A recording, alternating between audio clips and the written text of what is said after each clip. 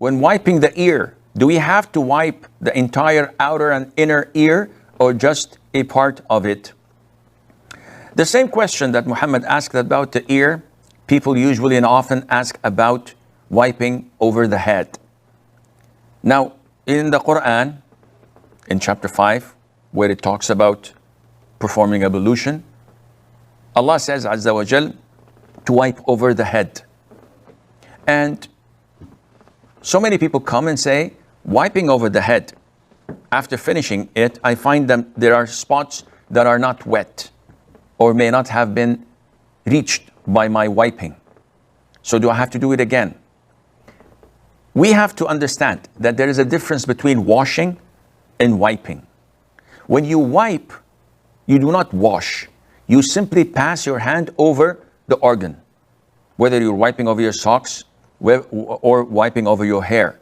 So when I wipe over my hair and come back, definitely not every single strand of hair would be covered, because one, my hand is not filled with water, it's just wet. So maybe by doing this, it would have been dried and not sufficient to wipe over the rest.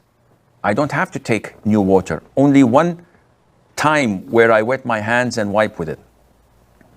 Likewise, when it comes to wiping over your feet, or socks, that is, you don't have to see it all wet. Otherwise, I would have washed it. And when it comes to the ears, the same goes for that. With the same hands, with the same water that I use initially, and I wipe over my hair or my head, if I don't have hair, then I just simply do this. Put my index finger in my inner ear, my thumbs in the outer ear, and do this, and that's it. And this is not to say it's symbolic, but it is not washing.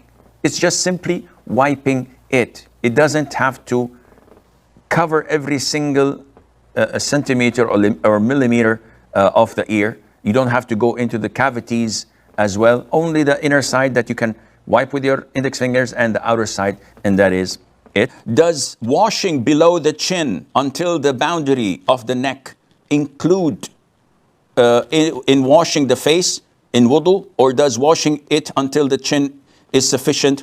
And what about the hairline if we have very narrow forehead?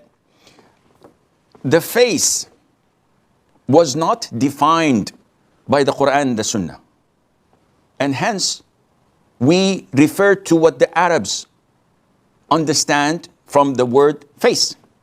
So all the jurors, all the scholars of Islam and the scholars of the language say that the face is what we face people with.